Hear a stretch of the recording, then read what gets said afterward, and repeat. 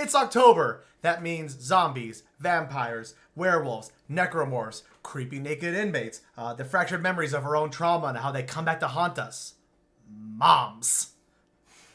Everything spooky and scary is happening right now, so we figure we might as well jump in. Boom!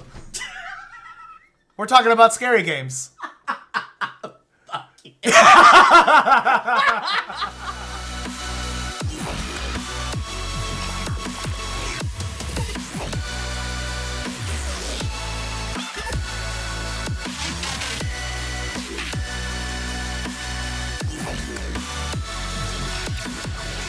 What's up, everybody? Welcome to 3VO, where we're all on the same team. I'm your host for today, Jordan. And I'm the other host, Brendan. And if you're new here, we are just two big old nerds that love, absolutely love video games and love talking about them. So if you too love video games like us, this is definitely the podcast for you.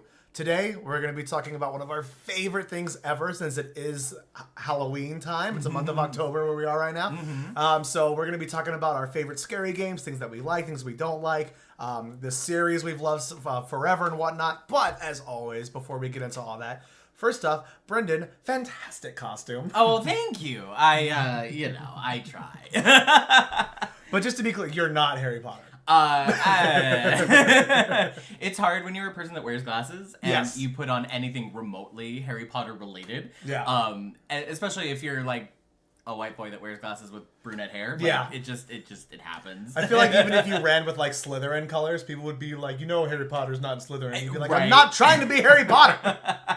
Yeah, it's hard to get away from, but it is okay. I Yeah. am Harry Potter. I'm not Harry Potter. Who cares? There you go. At least your outfit for the episode has like a theme to it. Mine is just sort of whatever I felt like putting on today. You know, when I saw it, I was like, oh, like Lost Boys. Sure. That's it. Like Kiefer Sutherland. Yeah, but it's all Ruby merch and like video game shit. So it's the weebiest it's the weebiest Lost Boy in the fucking group. But other than costumes, how have you been? I've been good.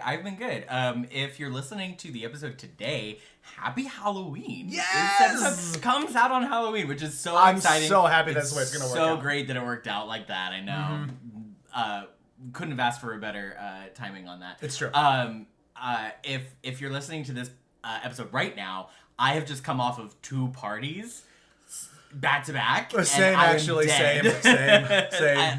I am actually going to be sleeping on the day of Halloween. I'll be coming off of 2 different parties, one that starts during the day and goes into the night, and then I'll be going to the second party at night. And then the next day I have plans with family. Oh, wow.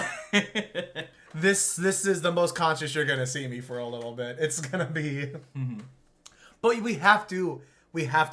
We're coming up. We're vaccinated. We're still in the middle of COVID bullshit. So it's just like, if there's a time to party hard, it is now. Yeah, and that is actually a great thing to bring up. It is Halloween time and we all want to get back out there and start partying, but like, please be safe about it. Yes, absolutely. We're going to parties where everybody's going to be vaccinated, everybody's going to be careful, like... Literally, our party it's invite, outside, the same one we're going to, the party invite came with the stipulation of like everyone needs to be vaccinated. It needs to be fucking vaccinated, or at least show us like a negative test or something. Exactly. To which I am very appreciative of that. Don't get me wrong. Absolutely, it makes me feel so much more comfortable. Yeah. And that we can start doing things and getting back to a little bit more normalcy. 100%. Also, real quick, Brendan made butterbeer for this episode, and it is so freaking good. I wish it was difficult or hard to make at all, so that I can be like, I slaved over it. But really, I mixed You made it. things It's still together. good. It's still good though. It's still good. Well, thank you. I wanted to be, on brand. Makes sense. Today. So, how have you been? I've been good. Have you been doing anything gaming wise? Have you been jumping into any spoopy games since it is the time for it? I wish that I could say that I had. Okay. As you know, that I am planning my wedding. Yes. So I'm very busy with that. Totally understandable. And also work a full-time job and all that good stuff stuff. with the podcast and have been playing a lot of Pokemon Unite. Which is fair. So that's still eating up a lot of my time. I had lofty plans to play like Blair Witch and some other spooky games. I still need to get through Perception, which I started forever ago. Oh, yeah. But your boy's busy. It happens. And plus, they just had that new update for Animal Crossing, so I'm sure once you Oh my gosh. get all that shit, that's actually going to be the next big time suck. Can you believe that I'm going to pay another $25 so that I can play Animal Crossing for a month and then put it down for another 8? Because that's what'll happen. But boy, if it's not what's going to happen. I mentioned this the other day when we were hanging out that I was going to give you shit for that, but then remembered how many times I've bought Mass Effect. Right. So I'm not allowed to say anything to anybody about money spent on the same game over and over and over fucking again. At least I'm buying new content. It is different content. I've spent at least like I'd say $200 on Mass Effect to do the same thing 100% over and over again. So thanks, game companies, for just having us by the balls. Yeah, it's true. You own us, and you know it. That's the worst part. They do. Have you been playing any spooky games? I have, actually. I decided to... Well, part of my... It worked well with my goal for this month, since one of my biggest addictions right now has been getting into more D&D related stuff. So I jumped in hard into Critical Role, and they announced the beginning of their third campaign, like their third big campaign coming up. So I was like, I gotta finish campaign 2 before that happens. So so everything became adjacent to like, how do I finish up Critical Role but also do other things? So I was like, I have a pretty big library of like spooky games, so I can just like go back through, play some of the familiar, some of the ones I like, and just like go back through. So I went through, I finished up Resident Evil 1, which was delightful and fun. Just I realized on this run, just like the economy of level design is fucking genius in that game. We'll talk about a little more when we dive into shit. Two of the last two Dead Space games, so 2 and 3. The first Outlast game. And then I started playing a new game. Well, it's not new to me. But I'd never played before. The first of the Little Nightmares series, which is some of the creepiest shit I've ever fucking seen in my life. It's I can't. That's it. It's truly horrific, like grotesque, nightmarish things. The looks on all the creatures that chase you in the game, it's just the design on it is genius. It's the art is genius in this game. I saw a TikTok the other day that was like covering Little Nightmares, and there was like this. It looked like, I don't know if they're like bosses traditionally, kind of in the game, but there's like this teacher character, and the neck of the teacher was like snaking around and like looking for you. It was horrifying. I haven't played Little Nightmares, but like that alone made me want to play it. I haven't gotten to there yet. I've gotten past, there's a first guy who's like making dolls. He's got these like really long spider arms, but he can't see anything because he's got bandages on his head, so it's all like through sound and smell. You hear him like with these giant arms going on, go like, and it's just like, oh, I hate it so much. I don't like that. But really, really good. So I have been, and along with my roommate who's a huge horror fan, just been knee deep in just like watching The Exorcist and Alien and just like all the classics. Oh, excellent. Yeah, some good stuff. I have been watching a couple of spooky movies. There we go. So I've been doing that at least. Yeah. The other night, I had a couple friends over and we watched Clue, because that's one of my favorite movies ever. Movies. Excellent. I love fucking Clue. I fucking love Clue. And then we also watched As Above, So Below, which is my favorite found footage horror movie underrated of all time. Incredibly underrated horror film. If you haven't seen As Above, So Below, it's on Netflix still. Go watch it. It's so fun. Even if found footage isn't your jam, it's not really mine. I have like a handful of found footage movies that I think are like solid and good, but like that is top of the list. It's so good. I agree. And if you're upset after watching it the first time and you're like, I don't get it, watch it the second. Watch it again. Just watch it again. There's a lot going on. Just watch it again. Just watch it a few times. I've watched it many times now. Yeah. And I still find things that I didn't notice before. It's also one too that it's like, I mean, it's all like alchemy and stuff, sort of like pseudoscience-y, I guess would be the way to put it. But if there's anything that you don't know or are confused on, Google it. Just like put into, it's all, the research is pretty fucking well done on the movie. Like for what it's talking about. So most of it you can just be like, I don't know shit about like Nicholas Flamel or any of this stuff. Just like, just Google it and you'll be able to figure it out a little bit more. For a lot of it, there are a couple of things that they're like taking liberty with, or they're of course, making up. But like, it's fine. Forgive them. You know, it's fun. It's like horror meets National Treasure, and I very much like that. And the main character in As Above, So Below. She's fucking the fantastic. fucking best. One of my favorite final girls, as the term is to be. Now, let's get spoopy, kids. Anyone who has been listening to this podcast or just knows me and Brendan personally knows that while we have somewhat different taste when it comes to like most of the games that we play. If there is one avenue that we 100% agree on, is that we love scary games, survival horror stuff, anything from the AAA titles to independent titles. Like, it really doesn't matter as long as it's a good story, the scares are good, and it's got like at least a functioning game mechanic.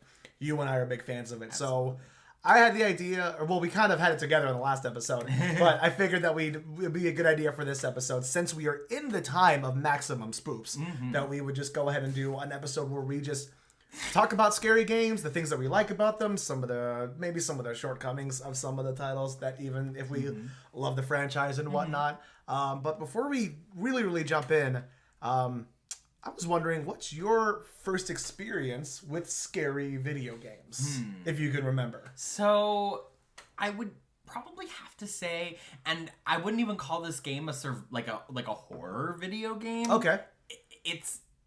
It is, but it isn't. I'm gonna go with Bioshock. Like, that was my first brush with like games that are like torquing up the scare factor. Oh yeah, you know what I would 100% count that. Okay. Because like, it's not survival horror certainly, but it's first-person shooter horror. The first moment in the game after you come up from the bathysphere and the spider splicer is trying to cut its way into it with you is genuinely horrifying. So yeah. I think it counts. As we said in the definitions episode, the glossary episode, lots of overlap. So I would say that Bioshock is probably my first brush with like a horror video game. Okay. First, in as far as like survival horror, gonna be Outlast. Yeah, there you go. So a little bit like later in the game when it comes to like actually like getting into like the horror games and stuff like that. Yeah, gotcha. Definitely. Yeah. No, when I grew up, I mean, it was like me, and I have little brothers. They're 7 and 8 years younger than me. So we were more inclined to play like games that, you know, I like on Nintendo. We had Nintendos for the longest time. Yeah. So like, you know, Mario, Zelda, things like that. So not as much of the like survival horror or just horror in general. So it was much later, around the time of like Bioshock and Outlast, that I started getting into horror video games. Gotcha. Okay. How about you? What was your first brush with horror? Kind of similarly, actually. The first experience I had with like playing a game and being really scared of what was happening, it wasn't in a horror game. I was at a buddy's place and he had me play through the original Mad Max game. Okay. And I was going there. It's a brutal game. It starts off with the main character coming home, finding out his wife and child have been fucking murdered. And you have to, and it was also my first experience with just being like, oh, like a video game can like do something else, like than just like be fun. You can do other shit too. But there's a part in that game where you're in like, I think it's like a nightmare sequence where you're in a maze you're trying to figure out your way like through like a basic hedge maze, but the whole time there's a sound of a baby crying. Ooh. And it gets louder and louder and louder the longer you're stuck, and it's just really fucked up, like mean thing to do, and I couldn't keep playing it. That's messed up. I just had to be like, I'm out. I can't fucking keep. This is just, it's way too much. But that was the first time I played a game where I actually like felt that like scare factor to it. My first experiences with it for a long time, I was too scared to play any of the games. So like only within the last like 5 or 6 years that I actually beat a lot of Resident Evil games. Because I used to just sit there with my buddies and watch them play through them. Because I was still really interested in it and I thought the story was cool and stuff. So, but like actually playing them, it took a while before I started playing them. But then once I was in, I was in. So the first one I really played was Resident Evil 4, which is when they changed the game mechanics. And then it was the Dead Space series I got obsessed with. I'm still obsessed with Dead Space. Very excited about the reboot of it coming out at some point here. So that's cool. And then just, ever since then it's been the go-to back to, just as far as just kind of like, I don't really know what to play right now. I just played Mass Effect again, so I can't do that. I'll throw on a scary game and just enjoy playing through Resident Evil or Dead Space or something like that again, or running around in Outlast for a while, see if I missed any collectibles and shit like that. So it's just, and so I guess that kind of leads me to my question is just like, why? Why? Because I feel like with anything else, there's an easy argument to be like, oh, I play Zelda for the fun, like action adventure aspect to it, or like I play puzzle games because I like the challenge and where it's like with anything with horror, with people who don't enjoy it, I feel like they look at you like you're kind of crazy. And I think they're kind of right. Because it's like, why would we intentionally seek out things that's like, oh, this scared the shit out of me? So I have this theory, right? So you know how like some people can be referred to as like adrenaline junkies? Yes. So like these are people that like to go bungee jumping or like parasailing or like whatever, right? I feel like probably everybody is an adrenaline junkie. On some level, right? And you and I are not the type to go bungee jumping or skydiving or whatever. Absolutely not. But we are the type to throw on a scary video game and get scared. Hell yeah. I think that's where we find our adrenaline rush. So I agree. I think that is a lot of what's playing into it. Is just like, ooh, you know, we get that adrenaline rush. It's that feel of like the rush without having to like actually be in danger. Exactly. Exactly. Which is totally fair, and I've definitely heard that argument a lot. That it's like it's kind of peering into the veil in a way without having to actually like go past the veil. Right. My biggest thing personally, and I find, and obviously you've got shit out there that are just like very very basic. They don't do a lot. Like you have like your standard slasher movie shits like a Friday the 13th and stuff like that. There's kind of like there's a big guy that murders teenagers, and that's about it. But the ones that are good, like in movie examples like As Above So Below, or like Resident Evil, or the Silent Hill series, or even Outlast, I would say, is that oftentimes for me, it's just a very compelling story that keeps me involved. Because there's games that like on my last playthrough for Outlast, just because we were in October, I got to Traeger again, the dude with the big scissors. Who's a fucker. I remember. And I remember the first time playing it, getting to that point and going, is this where I stop playing this game? Because I don't know if I want to. This dude fucks me up real bad. I don't know if I can keep playing, but like, there was just so much intriguing shit going on about like what was happening with the inmates and the pastor character, and like there was hints to like the Nazi scientist angle and shit like that. I was just like, I gotta know what the fuck happens here. And I feel like that is what compels people a lot of times too. Is just like the story is so the scares are there and that's cool, but like it's like. I wouldn't watch The Exorcist 1,000 times if the story wasn't as compelling as it is. Same thing with like Dead Space or Resident Evil. I'm not playing through those games unless there's something a little bit more beyond just the surface level like scares that are like intriguing to me. You know what I mean? Yeah, I totally hear you. Yeah. That makes a lot of sense. Yeah. And especially for me with games too, it's like the engagement with characters. There's something to being in control of the pathways and stuff that you have to go through that makes it a lot more like... Yeah, it's intense. It's we were covering this in a past episode. It's like when you're putting yourself into that narrative, and you feel like you're at the helm. You feel a lot more attached to what's going on. Yeah, it's the same thing with like when you're in control of Commander Shepard in Mass Effect. Right. It's like feeling like you're in charge of that ship, feeling like you are making the choices that a captain would do. But in a horror game, it is I am making the choices to try to keep this person from dying. Right. I'm trying to keep this guy alive. Right. Exactly. Or from the bad thing happening, or from other people dying, or from other people dying, whatever it might be. Yeah. It's true. And yeah, just that feeling of immersion is just always to me really really present there. But it's also just like it always comes down to for me. It's just like there's something about horror. It's just fucking awesome. I listened to there's a series on AMC, I think.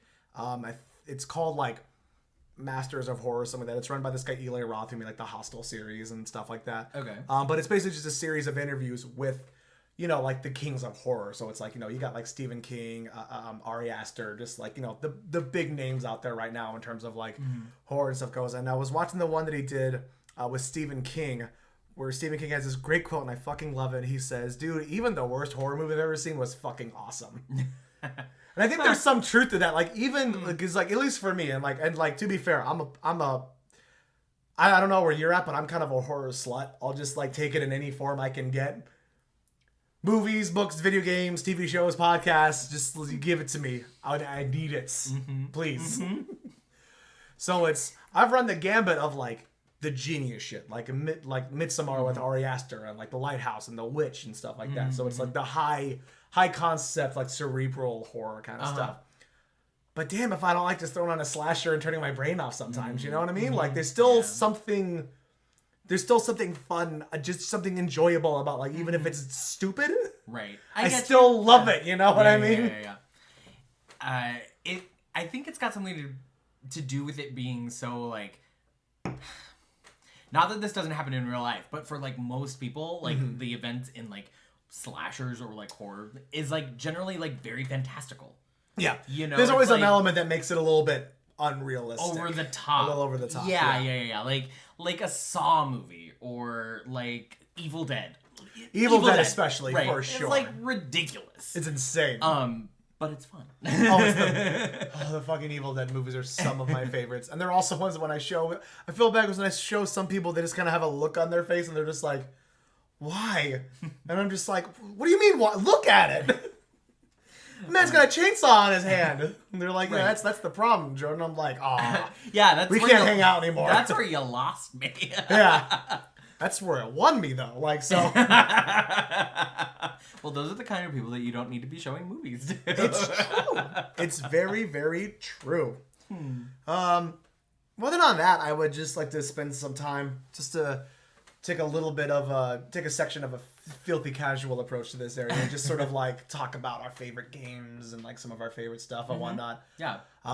Probably the series that I am the most dedicated to and have been for a long, long time is probably the Dead Space series.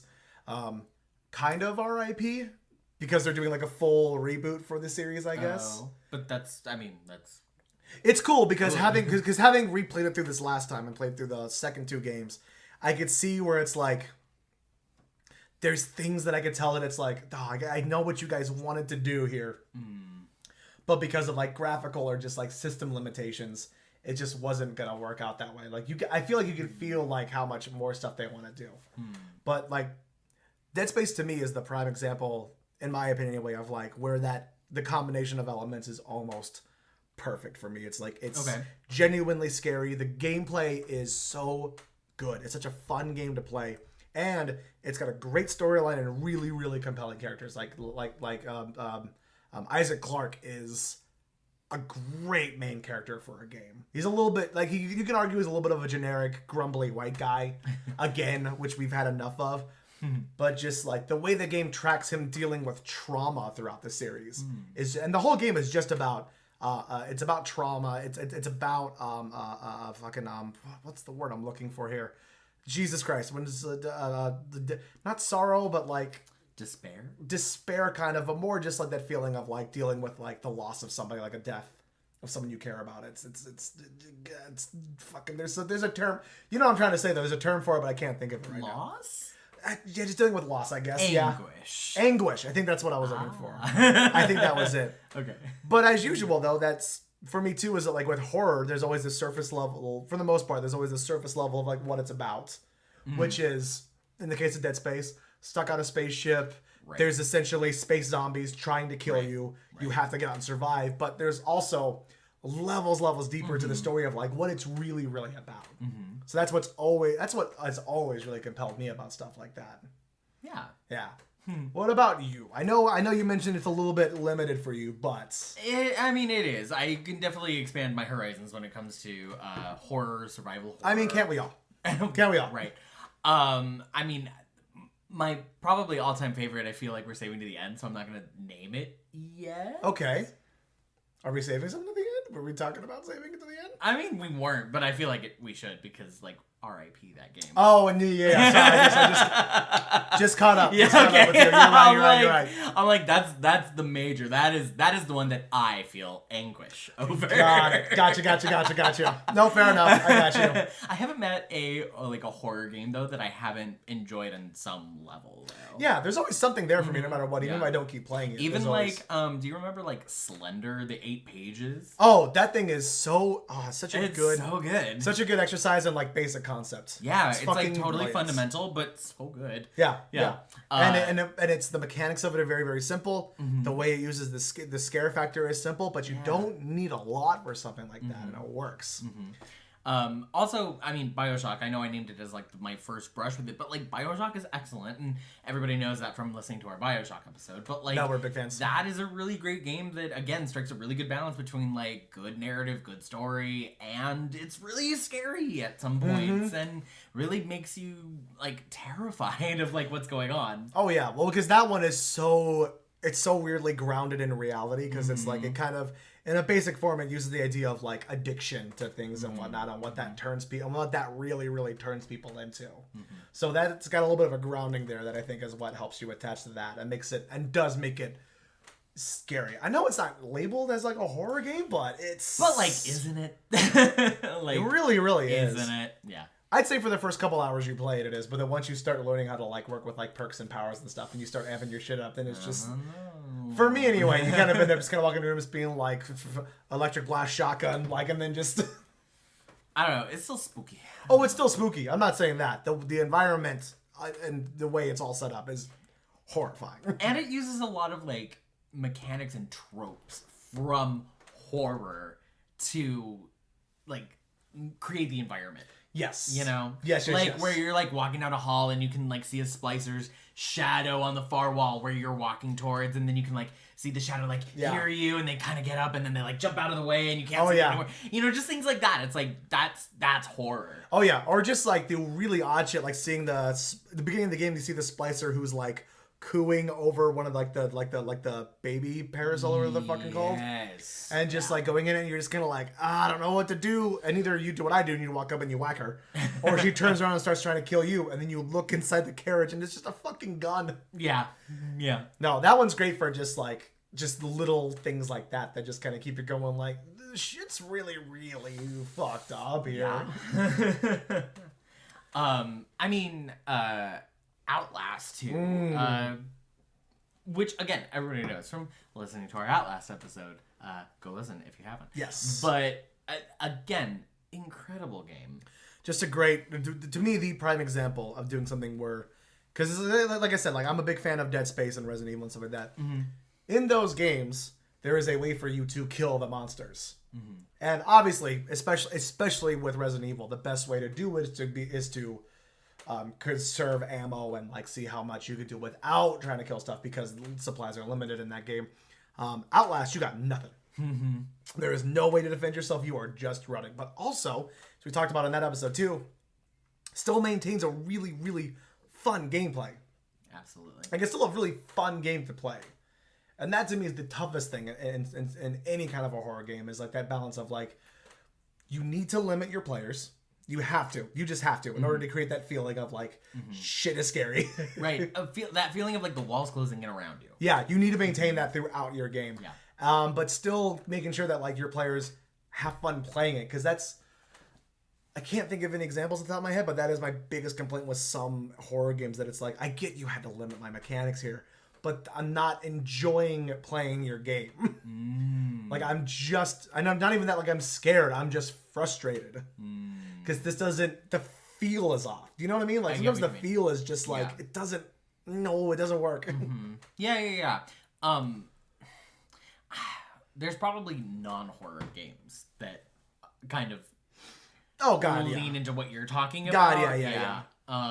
Yeah. Nothing's coming to the top of my mind either, but I know what you're referring to. Yeah.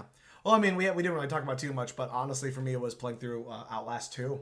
Unfortunately. Tell me more. It was just the mechanics were just like, they were just really off, and it just felt, every environment in the first Outlast game, I could see like not that I could see like through what they were trying to do, and like I was like, well, no, this is easy, I know what they were doing, but I mean, like I saw the mechanics and I saw what they were going for, and you could go like, okay, move through this room, I need to hit these switches, grab this thing, and make sure that guy doesn't fucking kill me.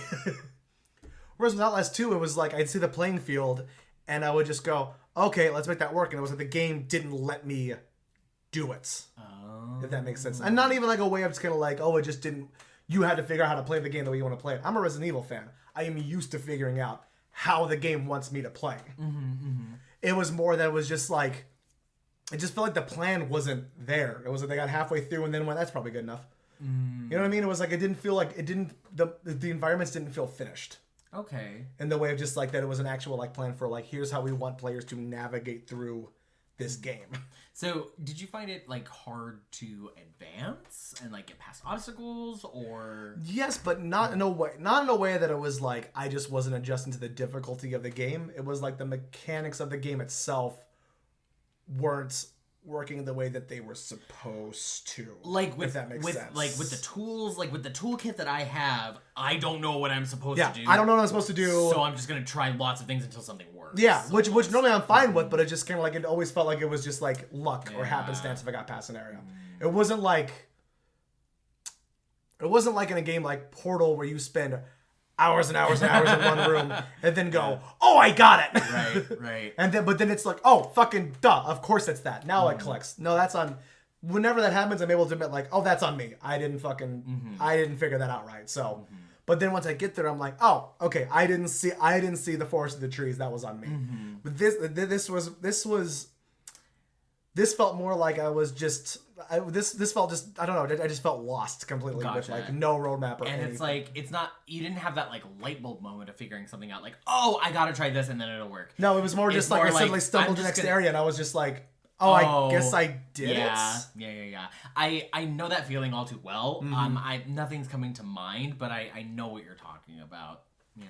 Gotcha. So, you've mentioned Resident Evil a few times. Yes. Let's talk more about the Resident Evil series. This is something I've actually never played a Resident. This is one I really, to be honest, I honestly really want you to play.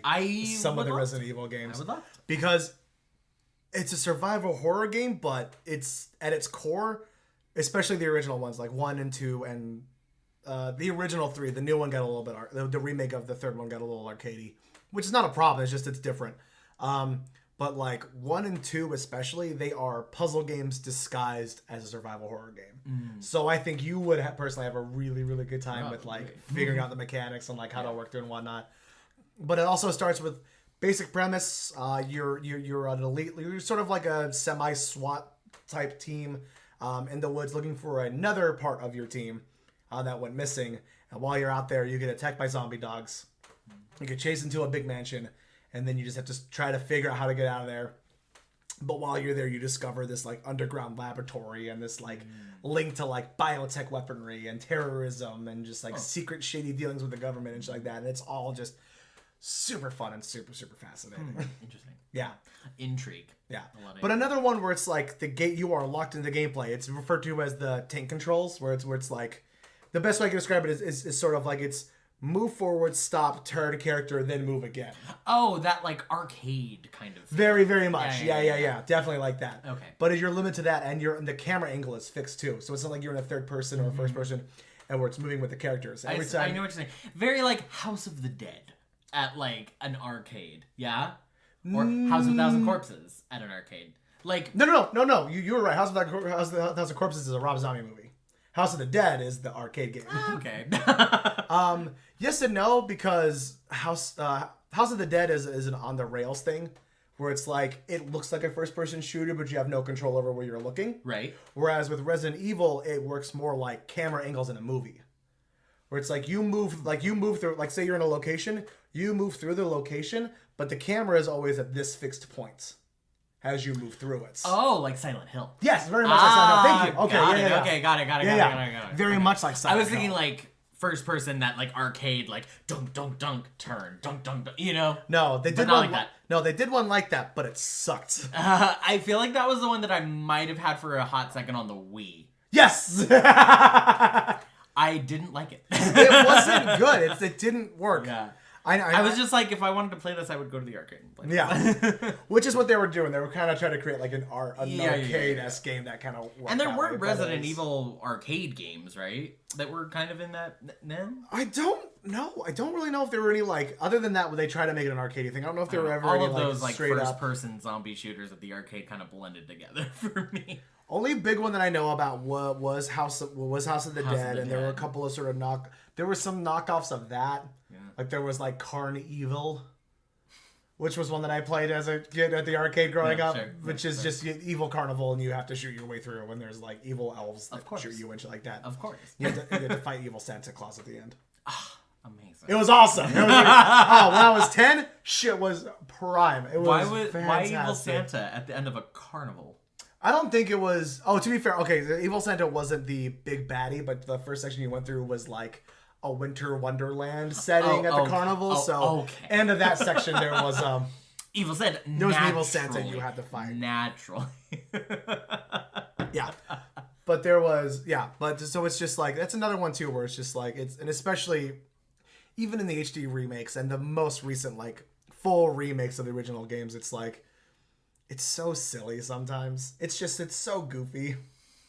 But it does so much cool shit. Like in the last remake that they did for Resident Evil 2, which is a personal favorite now of mine. Mm-hmm. There's a character that's from the original game, and his name is Mr. X. He's just like this 9-foot tall, huge brick shithouse of a man, and he's pure pale white. He wears a black trench coat and like a trilby hat on, and he is just gunning for you throughout the whole game. Now, in the original, obviously, because of limitations and whatnot, it was like scripted moments and scenes where he would pop up and come chasing after you. In this latest one, he can pop up fucking whenever, and he is just always hunting for you. I think it was they tested the mechanic for that one to do when the newest Resident Evil game, the one with the big vampire lady that everyone always talks about. 7? Village? Yes, Village, thank you. I think they used that in 2 to test the mechanics to see if it would work for something like that, and then put it into 7.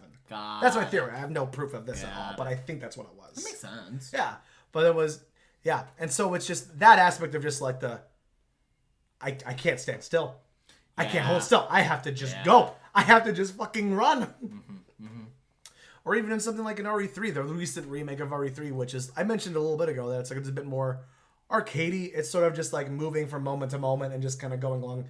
The puzzles aren't super intricate or complicated. There's not a lot of backtracking and running. It's pretty like, it's not on the rails, but it's pretty much like point A to point B, and then you just keep going on and on from there. Very linear. Yeah, but still like genuinely scary. The gameplay is super cool and fun, and just well made, good games with characters that I love and am committed to. So I will probably forever be a Resident Evil fan in that sense. I've got to play some of them. I want you to play Resident Evil. So bad. Honestly, it was always one that I was kind of like, meh, okay, whatever, because it was like about zombies and it was more sci-fi than like horror. So I was like, it kind of just always missed me, you know. Time out.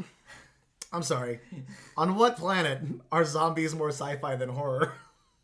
No, but there was like labs and there was like viruses that were getting I see. You know what I mean? Okay, fair enough. Yeah. It was more, instead of just like, there's zombies, it's like, there's zombies with science. Like, I don't know. I've just always existed in the world in which that like there is the theory, even if they don't explicitly say the theory in most zombie things that I absorb, there's like the theories that there's a virus that got out and then started the zombie apocalypse and shit. So that doesn't scream sci-fi to me, but I get what you mean though. That makes sense. Yeah. Also just like zombies in general, I'm just kind of like, meh.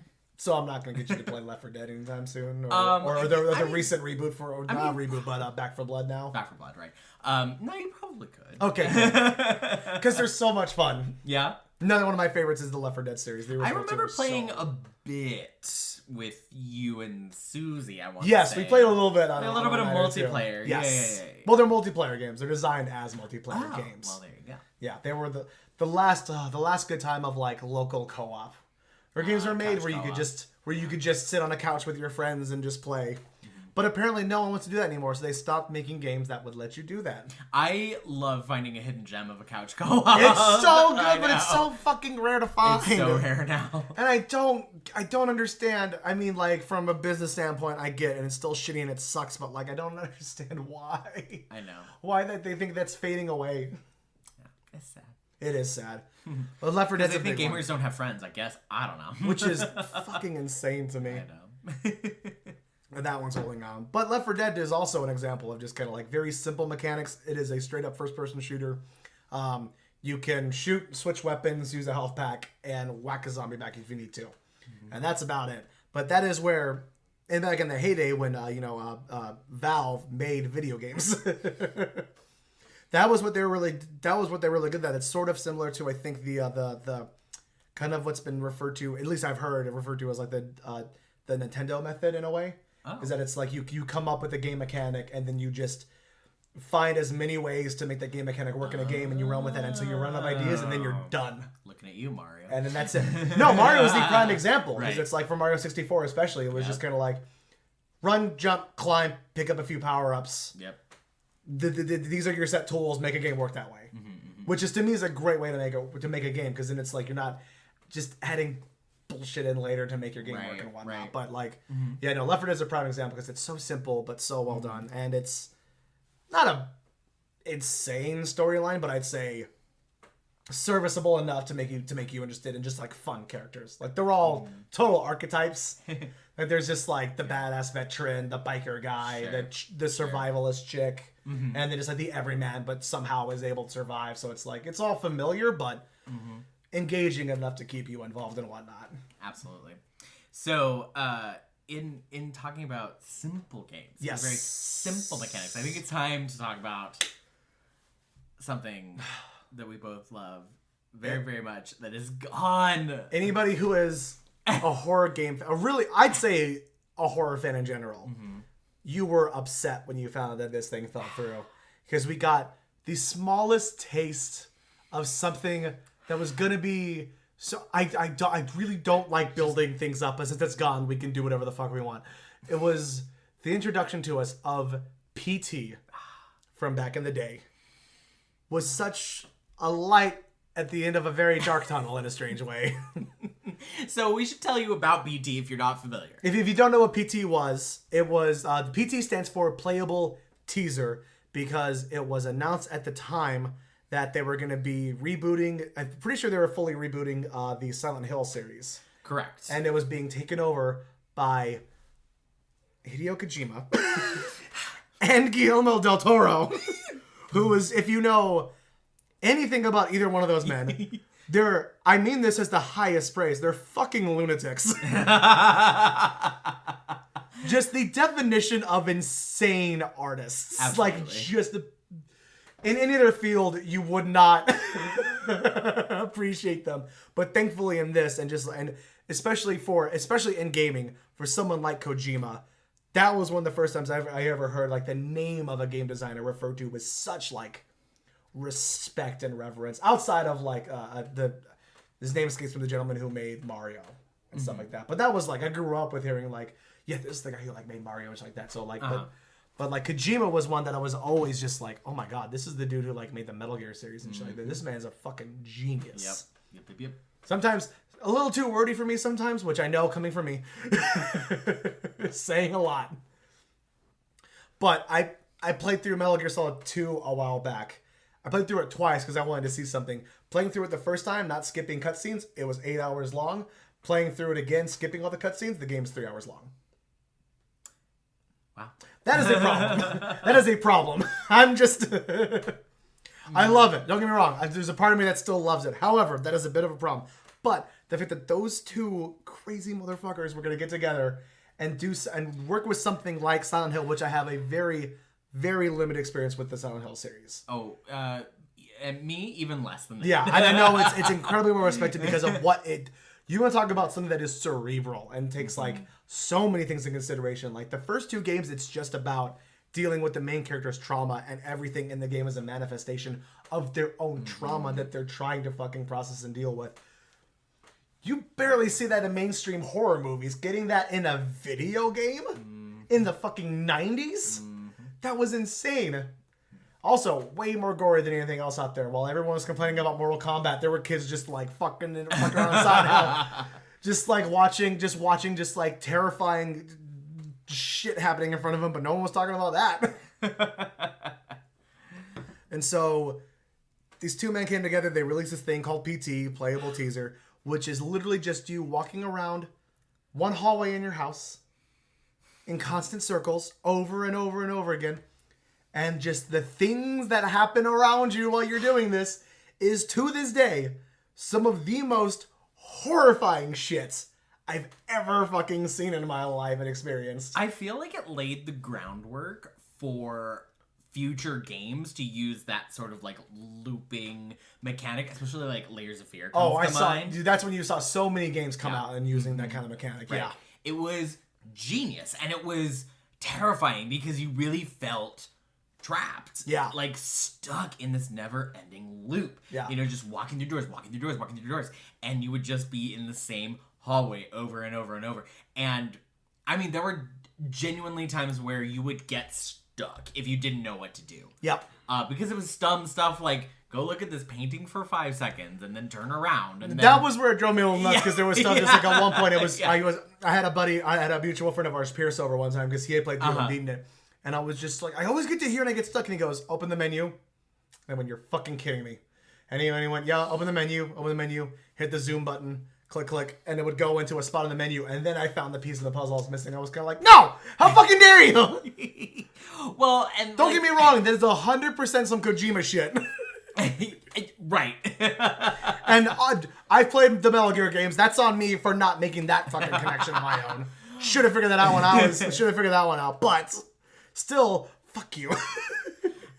I get it, but since it wasn't an actual game, it kind of had a little bit more leeway. I felt to be like a little more fucky, you know? Oh yeah, and ultimately I came to the conclusion. It's kind of like, all right, they're testing to see what works and what doesn't work. And if you're gonna do it here. Why not? Exactly. And also, I say fuck you, but also, yeah, well done, just with the boldness of like doing that. Like, Jesus Christ, that's amazing. Mm-hmm. Unfortunately, you cannot play PT unless you spend like $3,000 on someone selling you a PlayStation that still has it on the fucking hard drive. Because I still don't think we know why, but it fell through and they decided they weren't gonna be doing Silent Hill with those two anymore. And I don't know what happened. It was the same year that like, and I'm not blaming the man at all because I feel like he can do no wrong. But it was the same year that like 3 other things fell through with Del Toro. Was like that fell through. Him directing the Hobbit movies fell through, and then something else around the time with like a project he was working on was like got put on the shelf for a while. I think it was his Pinocchio got shelved for a little bit or something like that. But I remember hearing about that. Yeah, it's still happening, but it's still happening. Finally got approved, but like it's still happening. Oh my god, that is gonna be It's gonna be scariest movie. So God, I'm so jazzed for it. It's gonna be awesome. It's gonna be awesome. It's really quite a shame. PT was genius, and I can't believe that it wasn't a whole game. I know. You know? But I think that to me is the genius of how good it was, though, because it's like it is still talked about like it's a game. You know what I mean? Like people still refer to it like it's a full fucking game. It was like a major event for gaming. I feel like it was. It is a historical cornerstone in the history of gaming. Absolutely. So, I watched a best 30 best horror games of all time video earlier today, and PT was on it. Yeah. There's no arguing. It is one of the best made things. Just like this shit of just like one of the loops through. You walk in and you just like you get to the one spot by like the stair banister thing above you, and you just see something dripping down, and you look up and there's like I think it's a fridge. Yeah. Just hanging with blood coming out of it, and you're like, that's the scariest thing I've ever seen in my life. And then the fridge shakes like someone's in. You're like, never mind, that's the scariest thing I've ever seen in my life. And you just go fucking running in the game because you're like, fuck this. Yeah. I feel like we'd be hard pressed not to. I feel like I know we're moving through stuff, but I feel like we'd be hard pressed not to discuss a little bit. Probably the moment that everyone knows about with PT, at least in my opinion. If I said pick the thing that everyone remembers from PT, what would you think I'm talking about? The bugs in the bathroom? Do you think the bugs in the bathroom? I mean, that's what came to my mind. It's been a long time since PT was a thing. Fair enough. I mean, I'll say this. And I only played it really through that one time. Fair enough. I'll say this. Your location was spot on. But what I was talking about in the bathroom was not the bugs. Oh, there was some freaky thing where she was behind you or whatever. Yeah. There's that, but also not that. Oh. What are you going? There's something in the sink. I don't recall. You don't remember the weird screaming baby fetus in the sink? No. You don't remember that at all? My mind is blocking that out. Oh my god, there's a weird shriveled little thing that when the first time you get into the bathroom, it's in the sink. It's what you hear crying the whole time. Oh my god. It seems vaguely familiar. My memory is bad. Fair enough. Apparently very bad. But yeah, just to PT and what that whole thing could have been. If only. Gone but not forgotten. Absolutely not. Like a fetus in the sink. Some of us will never forget. Wow. You've never heard that saying before? That's not related to the game. That's just an old. That's just an old. That's just a saying. I think it's an old German proverb, actually. Oh yeah, like a fetus in a sink. let's be honest. If it was a proverb, it's a fucking German one. Wow! You've ostracized all of our German listeners, so thanks for that. Oh no, we've gone down to 6 listeners now. From the 6 we had From before. the 6 we had before. So today, for our bonus round, we haven't actually done one of these in a while, I think. No, It's been since we had one of these. It has been a while. It's been a while. Well, it's always been one of those things where it's like, I if we know. think of something fun, then we'll do it, there and you if go. not, we'll let it go. Yeah. But for today, I decided that I'm gonna take a few titles from different scary games. I am going to describe the plot to you very, very badly, and see if from my vague and terrible description you can still determine what game I'm talking about. Now, just so you know, and for any of our listeners know, I didn't go vague and weird with a bunch of random shit. These are all things that you and I have at the very least talked about, or something you have played, so it's stuff that you are familiar with. So you're not stretching out far to try to find something weird. I very much appreciate that. I still feel like I'm gonna fail. I feel like you could perfectly describe these plots and I'll still fail. I have high hopes for you, baby. Oh, I'm glad someone does. All right. Are you ready? Uh-huh. So, starting us off. Okay. While looking for their friends in the woods, this group of ragtag pals get stuck in a creepy old house waiting for their friend Brad to come get them. Is this a video game? It's a video game. I knew it was gonna go. I love this. This is exactly how I wanted this to go. I knew it was I love it so like much. this. It's so good. Oh, it makes me no. so happy. Okay, it's a group of ragtag folks. Yes. Teenagers? Kids? What? I just You said didn't pals. specify. I said pals. Oh, pals. Okay, pals. Mm-hmm. And they're waiting for their friend Brad To come get them. Stuck in a creepy old house. Stuck in a creepy Waiting for their friend Brad to come get them. Their friend Brad to come get them. Brad. Fucking Brad.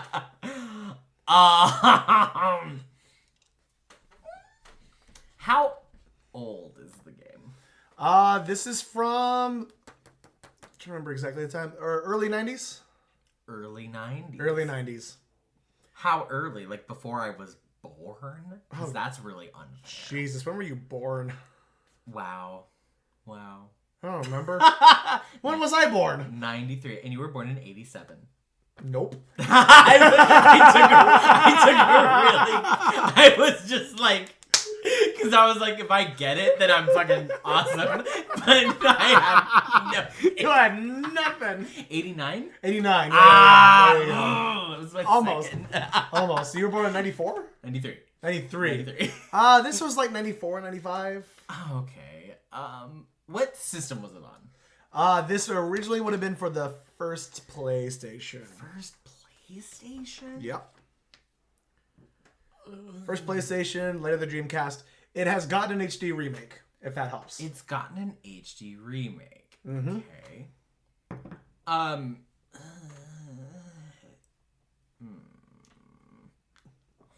Do you play only as like one character, or do you play as like multiple? You have the choice between 2 characters, but you play as that character throughout. It's not like you switch between perspectives throughout the game. Okay. If it helps, we talked about it on this episode. We talked about it on this episode? We talked about it on this episode, yeah. Oh, fuck. We've already been talking for like an hour. I know.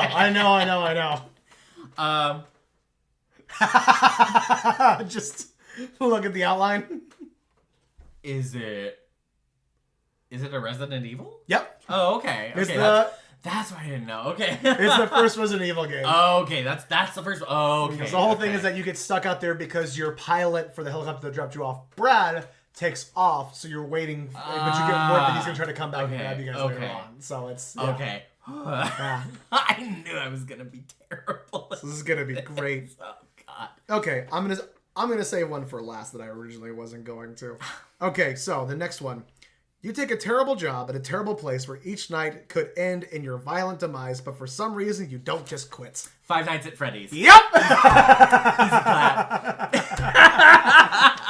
It's always my biggest thing with that game. I'm just like, just don't go. Just don't go to work that day, bro. Just leave. Just maybe after the first night, you're like, maybe I don't. Why do you keep going? And just like before, I know there's probably some lore bullshit that's in the Five Nights at Freddy's universe that will explain why he has to go back, but no. He's got to pay his rent, Jordan. I understand. Food, water, shelter. Come on. Okay, so you got that one. Let's see if if this one works out for you. Yeah, I'll do it. A guy with an engineering degree goes above and beyond to impress his girlfriend.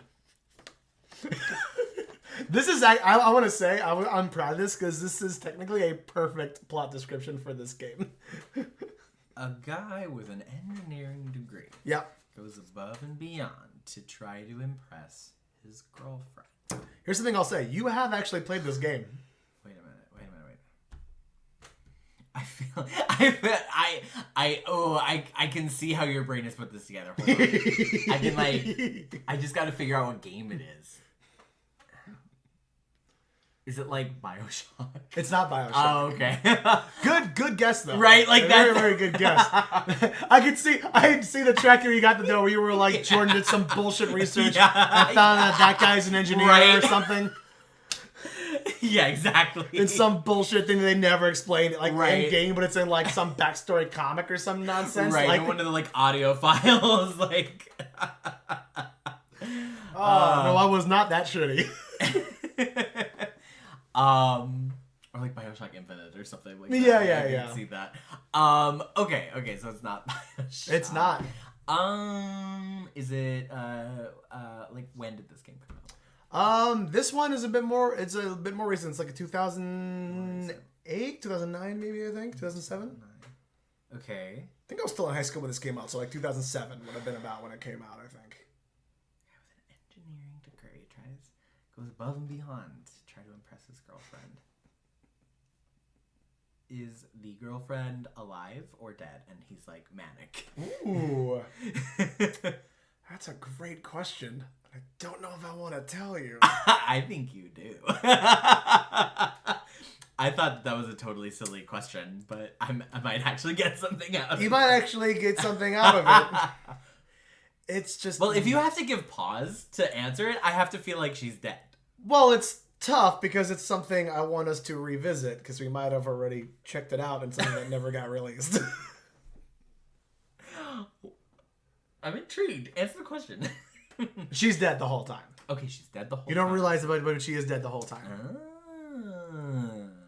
I don't know that has helped me at all. And I'm very upset that the only one I'm going to get out of this whole thing is Five Nights at Freddy's. No, there's definitely another one you're going to get. Don't worry. Okay. Okay. A game where she's dead the whole time. Where, Is it horror or is it like some subgenre of horror? It's horror. It's a horror game. Horror. It is It's survival. classified as a survival horror game. Classic survival horror in the way that like Outlast is. No, a little bit more Resident Evil. You can defend yourself, like you can shoot and kill things. Okay. Is it Silent Hill? No, man, I have no idea. It's Dead Space. Dead Space, man. Yeah, remember that thing where I was saying it was just like, you even played it for something that never got released? I'm upset. All right. Bring on your next one. All right, you ready? Yeah.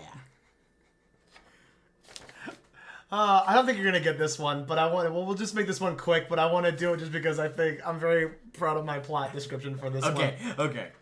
Zombies attack Africa. For some reason, you have to punch a rock about it. What the fuck? What? I've played this Anybody game. listening, you fucking know what I'm talking about right now, I think. I know or have played this game? No, you probably don't know anything about this game. Oh, you said I would know all. I said you'd be aware of them. I didn't say you would know all of them. I've at least heard the title. You've definitely heard the title before. We can make this quick because I generally don't think you're gonna get this one. I don't think I am either. But I wanna take a good stab at it. Okay, Go for it. Zombies attack Africa. Yes. And for some reason you have to punch a rock about it. Yes. Okay. The rock thing, the rock thing in particular, got very heavily memed for a while. If that helps at all. I don't think so. I don't know. I'm gonna take a very bad guess and say like Fatal Frame. Not bad. Fatal Frame is a series I need to play, actually. I've never played the Fatal Frame games. Me too. Those are supposed to be really good. Yeah. No, this is a bad plot description for Resident Evil 5. Oh, okay, another Resident Evil. Yeah, so famously at the end of Resident Evil 5, there's an insane moment where the main character, Chris, gets a boulder put in front of him in his pathway, and you literally punch it until it breaks. Oh, okay. This is about the time when Resident Evil got very silly. Not before. This is the moment. No, listen. When I say that in the first Resident Evil game, there's giant sharks and a giant snake, not until 5 is when shit got silly. I mean that wholeheartedly. Wow. Okay, I think you'll get this one. This is the second to last one. Okay. Freelance reporter commits B&E and ends up uncovering some weird Nazi shit. Outlast. Yep. Next. That one. See? Yeah. See? All right, I got 2. So far, you're 2 for 2. To be fair, one of them is Five Nights at Freddy's. Yeah. And the other one is a game that I played within the last year. Which is pretty, yeah, that's true. All right, what's the special last one that you saved for last? This is it. This is the last one. Right. This is the tiebreaker, actually. Tiebreaker? Well, because you're 2 for 2 right now. So if you get this one, Okay. you've gotten more than you've missed. Then okay. Yeah. Passing grade. Passing grade. There we go. This is for your D-. I'm nervous. Aw, I wanted a D+. All right. Sorry, I had to make this joke. I also love Small People at the Curtain. I like that we both keep mugging to camera. Oh, yeah. Even though it's not doing anything anymore. The audio listeners didn't know. Yeah, they know now. Spoiler alert, guys, we're a hot fucking mess of a podcast, and sometimes shit goes wrong. Sometimes your phone stops recording. Without you knowing. Because it's not like we have a crew behind the fucking camera. We're still within our first year of recording and producing this show. Shit is going to happen, fully okay? allowed to fuck it up. Damn right. And guess what? We're going to be allowed to fuck it up 10 years into this thing, alright? Yep. Alright. Ready for the last one? Yes, I am. This is the simplest plot. It's a sentence. It is 1, 2, 3, 4, 5, 6 words altogether. You ready for it? Okay. Sad man walks around his house. Sad man walks around his house. Is it Layers of Fear? No. Oh, but that's Layers of Fear. Yeah. That is a Layers of Fear. It could be. Sad man walks around his house. Man, I really thought you'd have this one. It's Layers of Fear. It's not though. Okay, but it's not Layers of Fear. That could also be the description of Layers of Fear, but that's not what I have in my paper here. Because everything that happens in Layers of Fear is like mostly the fabrication of his mind. So the things that actually happen in Layers of Fear is my sad favorite man walks around his house. You know my favorite part of Jeopardy is when they get it wrong and they sit there and argue with the host about why they should be right. That's the best part of any game show. All right. Sad man walks around his house. Come on.